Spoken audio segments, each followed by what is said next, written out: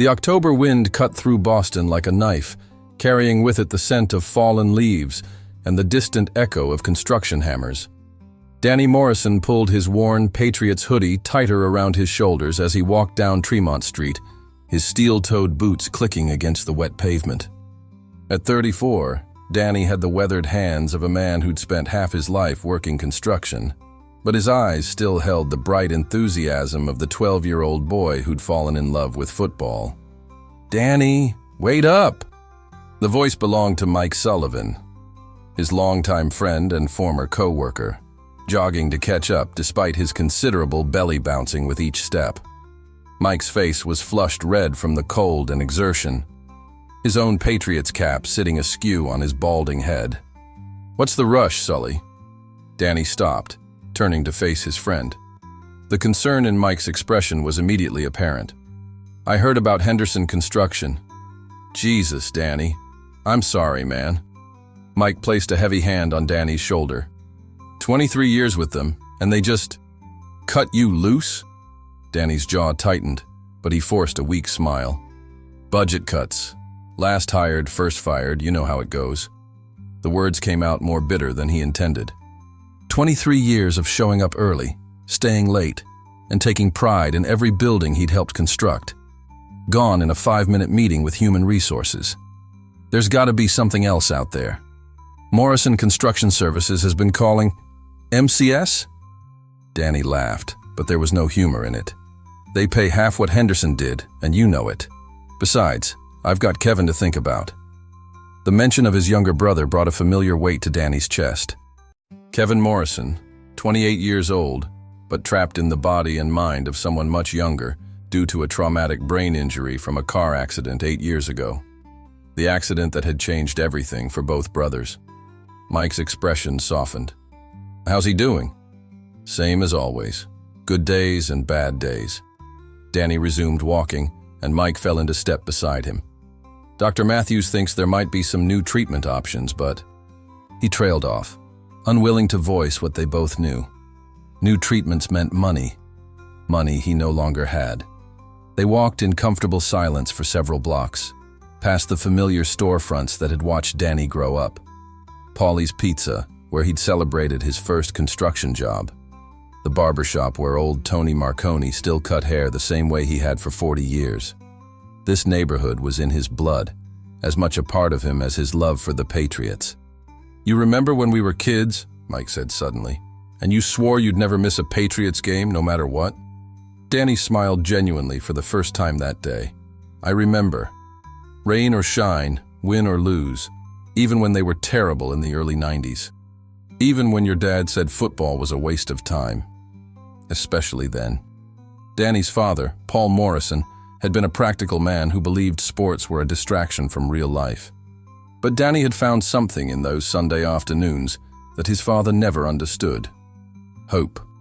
The Patriots represented possibility, the idea that with enough heart and determination, anything could happen. They reached the corner where their paths diverged, Mike heading toward his apartment in Southie, Danny continuing toward the small 2-bedroom house he shared with Kevin in Dorchester. The house their parents had left them, along with a mortgage that seemed to grow larger every month. "Danny," Mike's voice was serious now, "if you need anything..." "I know, Sully. Thanks." Danny watched his friend disappear into the crowd of evening commuters before continuing his journey home. The familiar sounds of the neighborhood surrounded him. Children playing in small front yards, the distant hum of the Red Line train, neighbors calling greetings from their stoops. This was his world, had always been his world, and despite everything, he couldn't imagine living anywhere else.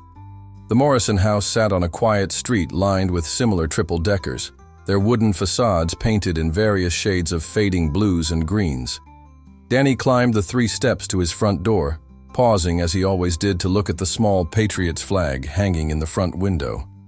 Kevin had insisted on putting it there after the team's first Super Bowl win with Tom Brady, declaring that their house needed to show its loyalty to the neighborhood. "Kevin, I'm home," Danny called as he entered, hanging his jacket on the hook by the door. The smell of something burning immediately hit his nostrils. "Kevin?" He found his brother in the kitchen, standing in front of the stove with a confused expression on his face. Smoke was rising from a pan that contained what might have once been scrambled eggs, but now resembled charcoal. "I was making dinner," Kevin said, his voice carrying the slight slur that had never fully gone away since the accident. "But I think I forgot about it." Danny quickly moved to turn off the burner and remove the pan from the heat. "It's okay, Kev. No harm done." He opened the kitchen window to let the smoke out, then turned to study his brother's face. Kevin looked tired, more so than usual, and there was a slight tremor in his left hand that hadn't been there that morning. "Bad day?" Danny asked gently. Kevin nodded, sinking into one of the kitchen chairs. "Dr. Matthews called. She wants to see me next week.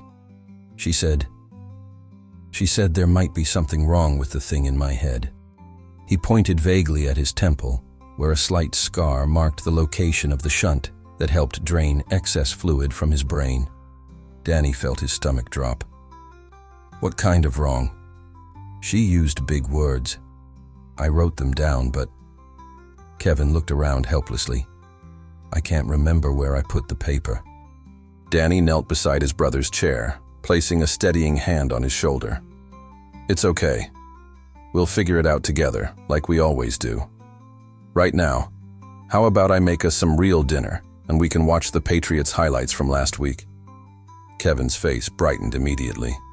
"The one where Mac Jones threw that touchdown pass in the final 2 minutes? That's the one." Danny ruffled his brother's hair, the same sandy brown color as his own. "Why don't you go set up the TV while I handle dinner?" As Kevin shuffled toward the living room, Danny leaned against the kitchen counter and closed his eyes. Dr. Matthews wouldn't have called unless something was seriously wrong. The shunt had been working fine for years, but he knew that complications could arise at any time. And complications meant procedures. Procedures meant money. Money he didn't have. Danny opened his eyes and looked around the small kitchen. The refrigerator was covered with Patriots magnets holding up appointment cards, grocery lists, and photos of better times. In the center was a picture from 3 years ago. Danny and Kevin at Gillette Stadium, both wearing matching jerseys and grinning at the camera. It had been Kevin's first and only trip to see the Patriots play in person, a birthday present that had cost Danny 3 months of overtime pay. "Danny!" Kevin called from the living room. "The TV man is talking about Coach Belichick. Come see." Danny smiled despite his worries and headed toward his brother's voice. Whatever challenges tomorrow would bring, tonight they still had this. They still had each other, and they still had their team. In the Morrison household, that had always been enough. The early morning rain drummed against the windows of Dr. Sarah Matthews' office as Danny sat in the uncomfortable plastic chair, trying to process the words that had just changed everything. Across from him, Kevin fidgeted with a Patriots stress ball, squeezing it rhythmically as he often did when he was nervous. "The shunt is showing signs of obstruction," Dr. Matthews explained, her voice professional but kind. She was a woman in her 50s, with graying hair and the patient demeanor of someone who'd delivered difficult news countless times. "It's not an emergency yet, but we need to address it within the next few weeks to prevent serious complications." Danny's hands gripped the arms of his chair. "What kind of complications?" "Increased intracranial pressure, severe headaches, potential seizures. In worst-case scenarios..." She paused, glancing at Kevin, who was still focused on his stress ball. "We don't want to let it get to that point." "How much?" The question came out hoarser than Danny intended. "Doctor." Matthews consulted her notes. "The procedure itself is approximately $40,000. With your current insurance coverage, you'd be responsible for about $15,000 out of pocket." $15,000. Danny felt the number hit him like a physical blow. Even when he'd been working full-time, that would have been a stretch. Now, with unemployment benefits that barely covered their basic expenses, it might as well have been $15 million. Are there any other options? Payment plans, maybe? Danny's pride cringed at having to ask. But Kevin's life was worth more than his ego. The hospital does offer payment arrangements, but they typically require a significant down payment. I'd recommend speaking with the financial counselor. Dr. Matthews leaned forward slightly. Mr. Morrison, I want you to understand, Kevin's condition has been stable for years. This isn't anyone's fault. Sometimes these things just happen. Kevin looked up from his stress ball. Danny, am I going to be okay? The simple question, asked with such trust and innocence, nearly broke Danny's heart. You're going to be fine, Kev. I promise. After scheduling the follow-up appointment and collecting a stack of paperwork, the Morrison brothers walked out into the gray October morning. Kevin was unusually quiet during the drive home, staring out the passenger window at the trees lining Commonwealth Avenue. The leaves are pretty, he said suddenly, all orange and red, like Patriots colors, but backwards. Danny smiled despite the weight in his chest. You're right. Maybe that's good luck. Do you think Coach Belichick ever looks at leaves and thinks about football colors? Knowing Coach Belichick, he probably thinks about football all the time. Leaves, clouds, grocery store displays. Everything probably reminds him of some play or strategy. Kevin laughed, the sound bright and genuine. That's why he wins so much. He sees football everywhere. Back home, Danny spread the medical paperwork across the kitchen table, while Kevin watched cartoons in the living room. The numbers swam before his eyes as he tried to make sense of the insurance coverage, deductibles, and payment options. No matter how he calculated it, the reality remained the same. He needed money he didn't have. His cell phone rang, and Mike Sullivan's name appeared on the screen. Hey, Sully. Danny, thank God. I've been calling around all morning. There's a job opening at MCS. It's not much, but it's something. Rick Morrison said he'd talk to you if you're interested. Danny rubbed his eyes. MCS paid $12 an hour, barely half what he'd been making at Henderson. But it was work, and work was what Kevin needed right now. Can you set up a meeting? Already did. Tomorrow morning at 8. Danny, what's wrong? You sound like hell. Danny found himself telling Mike about the doctor's appointment, the surgery, the impossible numbers. His friend listened without interruption, occasionally making sympathetic noises. Jesus, Danny. 15 grand. I wish I could help, but Sarah's been on me about our own bills and with the baby coming. Mike trailed off. What are you going to do? I don't know yet, but I'll figure something out. I always do. After hanging up, Danny walked into the living room where Kevin was watching a rerun of an old Patriots game on NFL Network. His brother's face was animated as he watched Tom Brady drop back for a pass, and he cheered when the ball found its target. This is from the Super Bowl comeback against Atlanta, Kevin said without taking his eyes off the screen. Third quarter. They were losing 28-3, but Tom Brady and Coach Belichick never gave up. Danny settled onto the couch beside his brother. You remember that game? I remember all the important games. That's what you told me when I came home from the hospital. You said the doctors might have mixed up some things in my head, but I should always remember the important things. And Patriots games are important things. The weight of that memory hit Danny like a truck. 8 years ago, when Kevin was still learning to walk and talk again, Danny had made that promise. He'd spent hours going through old game footage, helping his brother piece together the memories that the accident had scattered. Football had been their bridge back to each other, their shared language when words failed. Danny. Kevin's voice was soft now. Are you scared about the doctor thing? Danny considered lying, giving the standard big brother reassurance. But Kevin deserved better than that. He deserved honesty. A little bit, but being scared is okay. It just means we care about what happens. Coach Belichick says preparation eliminates fear. Smart man. So what's our preparation? Danny looked at his brother, really looked at him. Kevin's face was thinner than it had been a few months ago, and there were dark circles under his eyes that Danny had been trying not to notice. The stress ball sat in his lap, and his fingers moved over it absently, a self-soothing behavior that had become more frequent lately. We're going to explore every option, Danny said finally. We're going to make some calls, talk to some people, and figure out how to make this work. Kevin nodded seriously. Like a game plan. Exactly like a game plan. That evening, after Kevin had gone to bed, Danny sat at his laptop researching medical loan options, charity programs, and GoFundMe campaigns. The glow of the screen illuminated his tired face as he filled out application after application, each one requiring detailed financial information that only emphasized how little they had. Around midnight, he found himself browsing Patriots message boards, a guilty pleasure he indulged in when he needed to escape reality. The fans were discussing the upcoming game against the Jets, debating strategy, and sharing photos from tailgate parties. In one thread, someone had posted a picture of their memorabilia collection: jerseys, signed footballs, vintage programs. Danny's eyes stopped on one particular comment. "Sold my signed Ty-Law jersey last month to help with my dad's medical bills. Got $200 for it. Sometimes you have to sacrifice the things you love for the people you love more." Slowly, Danny walked to the bedroom closet he shared with Kevin. On the top shelf, carefully stored in a protective case, was his most prized possession, a Tom Brady jersey from the 2001 season, signed by the quarterback himself.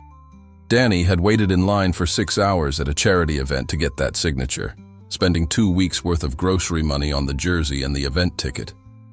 He'd been 26 years old, Kevin was still healthy, and the future had seemed full of endless possibilities.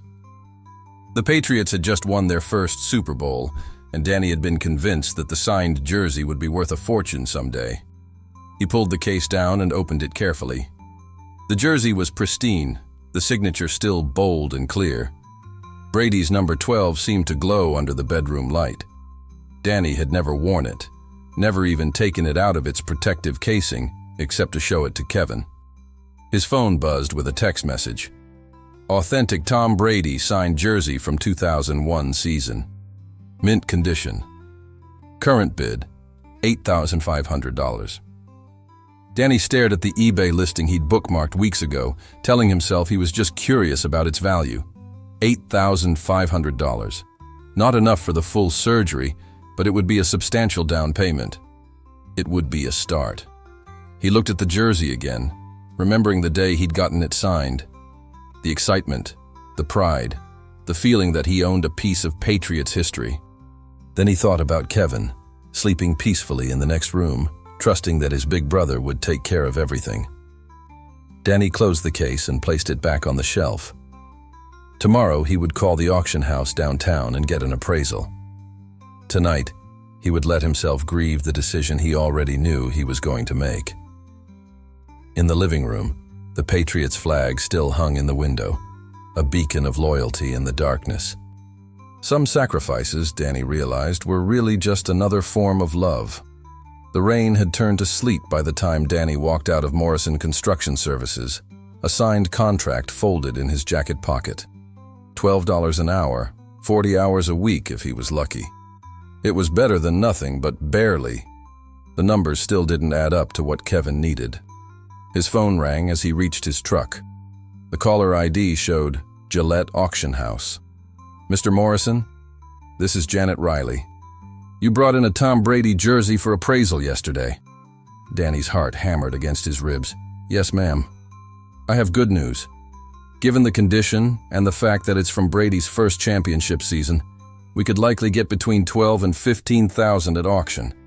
There's a collector in California who specializes in Brady memorabilia, and he's already expressed interest based on the photos.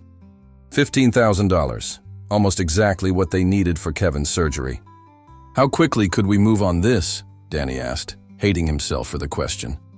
"We have an auction scheduled for next Friday. If you can sign it by Wednesday, we could have it included. Our commission is 20%, which would leave you with approximately $12,000 after fees." Danny closed his eyes. $12,000. It would cover most of the surgery costs, maybe all of it, if he could negotiate with the hospital. I'll let you know by tomorrow." "Of course. Take your time, Mr. Morrison. I know these decisions aren't easy." After hanging up, Danny sat in his truck in the parking lot of the construction company, watching the sleet coat his windshield. Through the gray afternoon light, he could see other workers heading home, their day finished. Normal people with normal problems, going home to normal families. His phone buzzed with a text from Kevin. "Danny, The Patriots are on TV talking about charity work. Come home and see." Danny smiled despite everything and started the truck. Kevin's enthusiasm for anything Patriots-related was infectious, one of the few constants that had survived the accident. If Kevin was excited about something on TV, it was probably worth seeing. He found his brother practically bouncing on the couch when he arrived home, the remote clutched in his hands as he rewound a segment on the local news. "Look, look!" Kevin pointed at the screen. "They're at the children's hospital, and Coach Belichick gave a little girl a football, and she started crying, but happy crying, and then all the nurses started crying too." On screen, Bill Belichick was indeed at Boston Children's Hospital, wearing his characteristic hoodie and looking slightly uncomfortable with all the attention. But when he handed a signed football to a young girl in a wheelchair, his expression softened in a way that rarely appeared during press conferences. The New England Patriots organization has donated over $2 million to Boston area hospitals this year, the reporter was saying. "Coach Belichick, what drives this commitment to community service?" Belichick's answer was typically brief but genuine. "These kids show more courage in a day than most people show in a lifetime. If we can bring them a little joy, that's the least we can do." Kevin turned to Danny with shining eyes. "See? That's why we love them. They take care of people." Danny nodded, though something twisted in his stomach.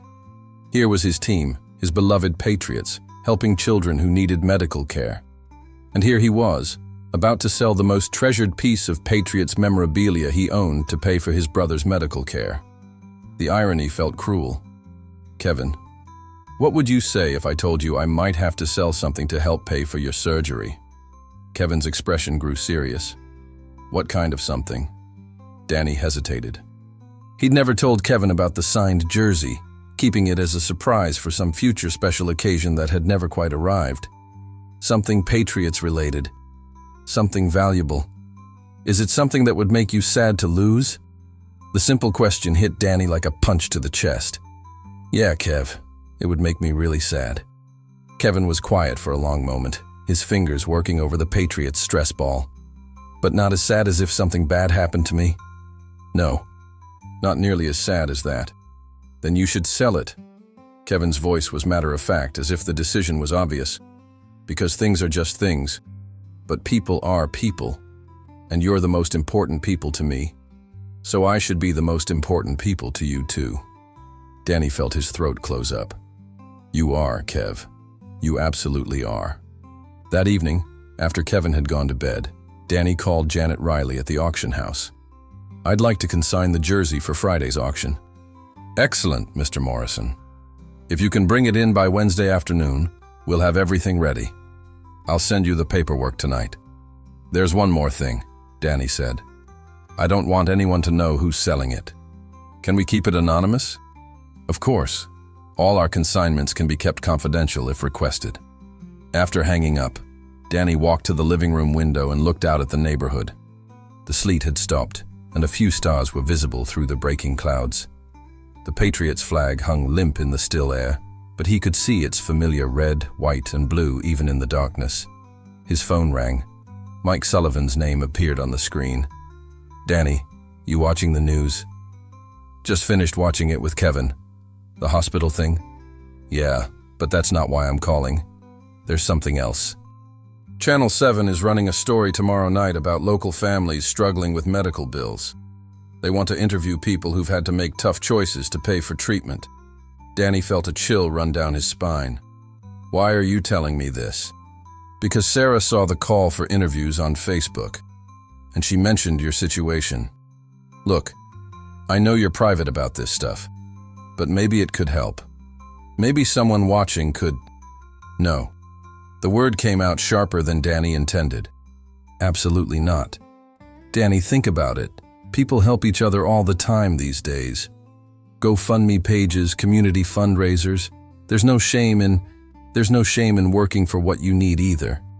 Danny's voice was tight with frustration. "I'm not going on television to beg for money, Sully. I'm handling this." Mike was quiet for a moment. "How?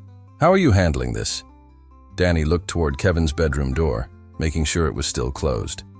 "I'm selling the Brady jersey. The silence on the other end of the line stretched so long that Danny thought the call had dropped. The signed one? From 2001? Yeah. Jesus, Danny. That thing means everything to you. Kevin means more. Mike sighed heavily. You're a good brother, you know that? I'm the only brother he's got. That's different than being good. No, it's not. Trust me, it's not. After they hung up, Danny sat in the darkness of his living room, surrounded by the familiar objects that made up his life. Patriots' pennants on the walls, photos of better times, Kevin's medical supplies neatly organized on a side table. Everything in its place, everything serving a purpose, except the jersey. For 15 years, the jersey had served no purpose except to sit in its case and remind Danny of a perfect day when everything seemed possible. Now it would serve its real purpose, protecting the person he loved most in the world. Danny walked to the bedroom and quietly retrieved the jersey case. He opened it one last time, looking at Tom Brady's signature under the protective plastic. The quarterback who had given Danny and Kevin so many moments of joy, so many Sunday afternoons of hope and excitement. Thank you, Danny whispered to the jersey, feeling foolish but meaning it. Thank you for everything. He closed the case and carried it to the kitchen table, where he would fill out the consignment paperwork that would change everything. Outside, the first Patriots flag he could see through the window belonged to his neighbor, Mrs. Chen, whose son had played high school football. Even at midnight, the flag was lit by her porch light, a small beacon of loyalty in the darkness. Danny wondered if Bill Belichick ever lay awake at night worrying about the people who loved his team so much. Probably not. But somewhere in Boston, a construction worker was about to sacrifice his most prized possession for love.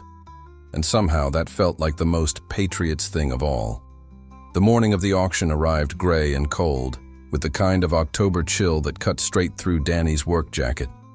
He'd been up since 4, unable to sleep, sitting at the kitchen table with a cup of coffee that had long since gone cold.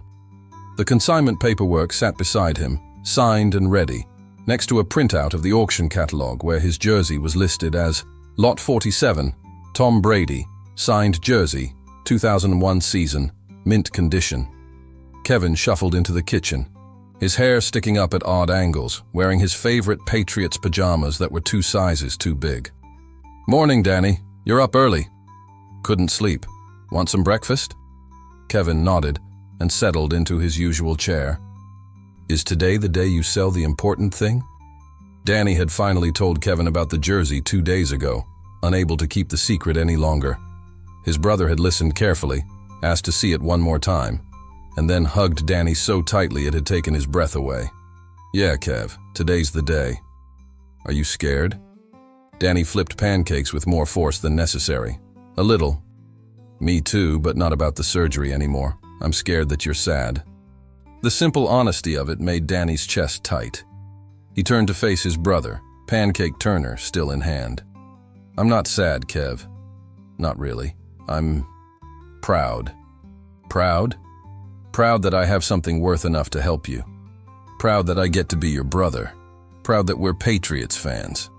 Danny smiled, and for the first time in weeks, it felt genuine. Coach Belichick always says that doing your job isn't about glory. It's about doing what needs to be done. Kevin's face brightened. And taking care of me is your job. The best job I've ever had. After breakfast, Danny drove Kevin to their neighbor Mrs. Patterson's house. The elderly woman had been watching Kevin during the day since Danny started his new job, refusing to accept more than token payment despite Danny's protests. You boys take care of each other, she said, as Danny prepared to leave. That's what family does. Yes, ma'am. The auction house was located in downtown Boston, a prestigious brick building that looked more like a museum than a place where people sold their treasured possessions out of desperation. Danny parked across the street and sat in his truck for several minutes, watching well-dressed people enter the building. At exactly 2 p.m., the auction began. Danny had positioned himself in the back of the room, not wanting to watch too closely as other people's belongings were sold to the highest bidder. Lot after lot went by. Paintings, antique furniture, rare books. The auctioneer's voice droned on in the rhythmic cadence that seemed designed to lull observers into spending money they didn't have. Lot 47. Tom Brady signed jersey from the 2001 championship season. Mint condition. Authenticated. Bidding starts at $5,000. Danny's hands gripped the metal folding chair as the bidding began. 5,000. 6,000. 7. The numbers climbed steadily, and Danny found himself holding his breath. 8,000 from the gentleman in the front row. Do I hear 8,500? 8,500. The voice that called out the bid was unmistakable, even from across the crowded room. Danny's head snapped up and his blood turned to ice. Kevin Morrison stood near the side wall of the auction room, his hand raised, his face determined. Beside him, looking equally shocked, was Mrs. Patterson. 9,000. Someone else called out. 9,500. Kevin responded immediately, his voice carrying across the room with surprising authority. Danny was on his feet and moving before he realized it, pushing through the crowd toward his brother. Kevin, what are you doing here?" Kevin turned at the sound of his name, and his face broke into a wide grin. "Danny, I'm buying your jersey back. 10,000. Came another bid from across the room. 11,000. Kevin called out, not taking his eyes off his brother. Danny reached him just as the auctioneer was asking for 12,000. "Kevin, stop. You can't afford—" "Yes, I can." Kevin pulled a crumpled envelope from his jacket pocket. "I sold my stuff too." Danny's hands shook as he opened the envelope. Inside were receipts from various collectibles dealers around Boston. Kevin's extensive collection of Patriots memorabilia, accumulated over 20 years, had been methodically sold piece by piece. Signed footballs, programs from games they'd attended together, even the Patriots stress ball Danny had seen him carry everywhere. "Kevin, no. You can't do this." 12,000, someone called out. Kevin raised his hand again. 13,000. "Kevin, please. That money was supposed to be for you, for your collection." Kevin's eyes were bright with tears, but his voice was steady. "My collection was just stuff, Danny. But your jersey isn't stuff to you. It's your heart. And I can't let you give away your heart for me." The bidding had continued around them, and the auctioneer was now asking for $15,000. Kevin raised his hand again. 15,000. "Kevin, that's every penny you have." "I know." Kevin smiled through his tears. "Just like you were going to spend every penny you could get for me." The room had gone quiet around them. Other bidders seemed to sense that something significant was happening, though they couldn't hear the conversation between the Morrison brothers. The auctioneer paused, waiting.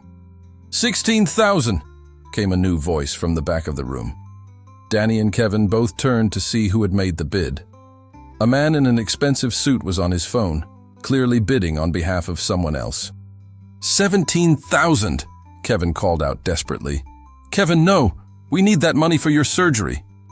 18,000, came the counter bid. Kevin looked at the envelope in his hands, then at Danny. For the first time since the bidding started, uncertainty flickered across his face. 18,000 was more than he had. "Going once at 18,000. Danny put his arm around his brother's shoulders. "It's okay, Kev. You tried. You did something amazing, but it's okay." "Going twice." The room was silent, except for the steady tick of the antique clock on the wall. Danny closed his eyes, accepting that his jersey, and Kevin's entire collection, were both gone now, and they still didn't have enough money for the surgery. "Sold!" the auctioneer called out. But instead of pointing to the man in the expensive suit, he was looking toward the side entrance of the room. Danny followed his gaze and felt his heart stop. Bill Belichick stood in the doorway, still wearing his characteristic hoodie, flanked by two men in Patriots polo shirts. He was looking directly at Danny and Kevin. "Excuse me," came a voice from the front of the room. The auctioneer was consulting with a woman who had approached the podium. "Ladies and gentlemen, we have an unusual situation. The winning bidder has requested that the lot be returned to its original owner." The room buzzed with confused murmurs. Danny felt Kevin's hand grip his arm tightly. Bill Belichick was walking toward them now, moving through the crowd with the same focused determination he brought to everything. When he reached the Morrison brothers, he stopped and studied them both for a long moment. "You're Danny Morrison," he said. It wasn't a question.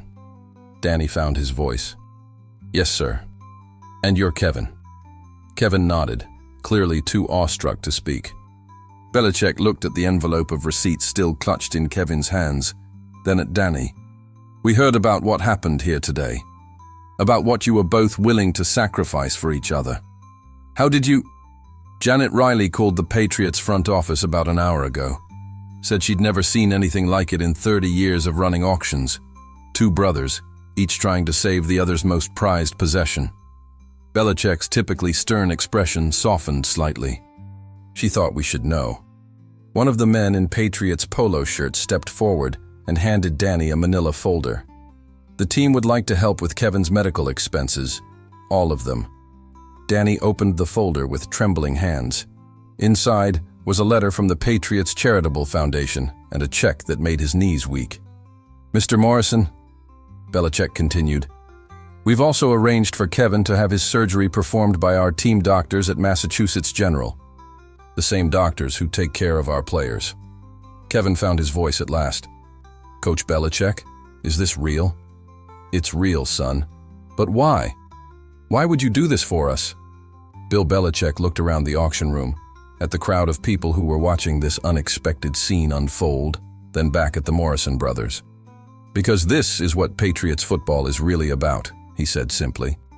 "It's not about the trophies or the records. It's about loyalty. It's about sacrifice. It's about taking care of your teammates." He paused, and for a moment, the legendary coach seemed almost emotional. "And anyone who loves this team the way you two do, anyone who's willing to give up everything for each other, you're part of our team." The auction room erupted in spontaneous applause. Danny felt tears streaming down his face as he looked at his brother, who was crying and laughing at the same time. Mrs. Patterson, who had been standing quietly nearby, was dabbing at her eyes with a tissue. "There's one more thing," Belichick said, raising his voice slightly to address the entire room. "Danny, that jersey you were trying to sell, it's going home with you. And Kevin, we'd like to replace every single item from your collection, plus a few things that aren't available to the general public."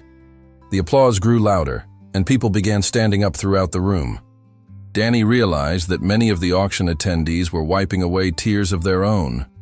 "Coach," Danny managed to say through his emotion, "I don't know how to thank you.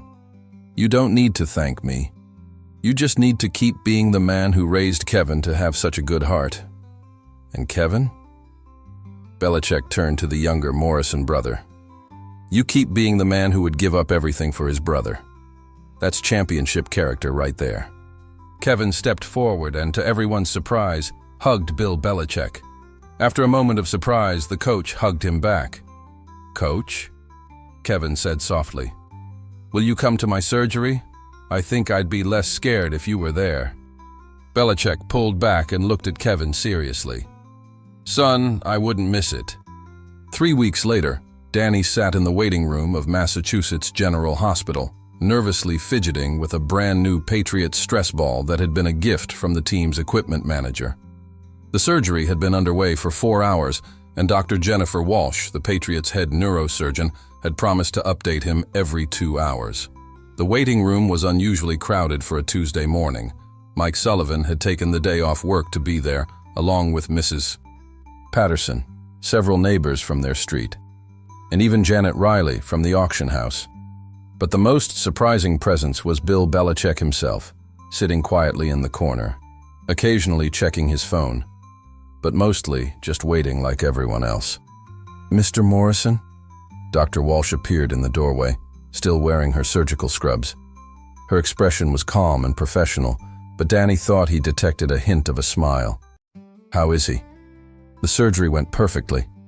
We were able to replace the entire shunt system, and Kevin's brain pressure has already returned to normal levels. He's going to make a full recovery." The waiting room erupted in cheers and applause. Danny felt his legs go weak with relief, and Mike had to steady him. "Can I see him?" "He's still waking up from anesthesia, but yes, he's been asking for you." Danny followed Dr. Walsh through the hospital corridors, past rooms filled with other patients and families facing their own challenges. When they reached Kevin's room, Danny paused at the doorway. His brother was propped up in bed, looking groggy but alert. A large bandage covered part of his head, but his eyes were clear and focused. When he saw Danny, his face broke into a wide grin. "Danny, did you see? I have a Patriots hospital gown!" Danny laughed through his tears. "Of course you do." He approached the bed carefully, afraid that Kevin might be more fragile than he appeared. "Dr. Walsh says the new thing in my head is going to work much better than the old one. And she said Coach Belichick really is here." "He's here, Kev." He kept his promise. Kevin's expression grew serious. "Danny, I need to tell you something important." "What is it?" "While I was sleeping during the surgery, I had a dream. And in my dream, Tom Brady told me that selling your jersey was like a perfect play call. It worked exactly like it was supposed to, even though we didn't know how it would end." Danny smiled, wiping his eyes. "That sounds like something Tom Brady would say." And he said something else. He said that real Patriots fans don't just cheer for the team. They take care of each other just like players on the field. And that's what we did, Danny. We took care of each other. "Yeah, Kev, we did." A soft knock on the door interrupted them. Bill Belichick stepped into the room, followed by Dr. Walsh. "How are you feeling, Kevin?" "Really good, Coach. My head doesn't hurt anymore, and Dr. Walsh says I can probably go home in 2 days." "That's great news." Belichick pulled a chair closer to the bed. "I brought you something." He handed Kevin a wrapped package. Inside was a Patriots jersey. Not just any jersey, but one with Morrison printed on the back, along with Kevin's favorite number, 12. "This is an official team jersey," Belichick explained. "You're officially an honorary member of the New England Patriots organization. The jersey comes with lifetime season tickets for you and Danny, and an open invitation to attend any team events you'd like." Kevin held the jersey up, his eyes wide with wonder. "Lifetime season tickets?" "Lifetime season tickets." Kevin looked at Danny, then back at Belichick. "Coach, can I ask you something?" "Sure. Why do you really do all this? The charity work? Helping people like us? You could just focus on football." Belichick was quiet for a moment, considering the question with the same seriousness he brought to analyzing game film. "You know, Kevin, I've won 6 Super Bowl championships as a head coach. I've been to the Hall of Fame. I've accomplished everything I ever dreamed of in football. But none of those achievements mean anything if we don't use our success to help the people who support us." He gestured toward the window, where the Boston skyline was visible in the distance. "This city, these fans, they give us everything. They cheer for us when we win. They support us when we lose. And they never stop believing. The least we can do is give back when they need us." Belichick stood up and straightened Kevin's new jersey. "But more than that, what you and Danny did for each other. That's the real championship. That's what winning actually looks like." Kevin smiled sleepily. "Coach, will you sign my new jersey?" "I'd be honored to." As Belichick signed the jersey, Danny stepped closer to the window and looked out at the city where he'd grown up, where he'd learned to love football, where he'd raised his brother and watched him overcome challenges that would have broken most people. "Danny?" Kevin's voice was getting drowsy from the pain medication. "Are you happy now?" Danny turned back to his brother, seeing him surrounded by people who cared about him, wearing a jersey that represented not just a team, but a family, recovering from surgery that would give him years of healthy life ahead. "Yeah, Kev, I'm happy." "Good. Because Tom Brady was right in my dream. Everything worked out exactly like it was supposed to." As Kevin drifted off to sleep, Danny found himself standing next to Bill Belichick near the window. "Coach, I still don't understand why you did all this for us." Belichick looked at Kevin sleeping peacefully in his hospital bed, then at Danny. 3 weeks ago, you were willing to sell your most prized possession to save your brother's life. Kevin was willing to sell everything he owned to save yours. You think that kind of loyalty is common? You think that kind of love is something we see every day?" Danny shook his head. I've coached professional athletes for 30 years. I've seen incredible displays of physical courage, mental toughness, and competitive fire. But what you two did? That's a different kind of strength entirely.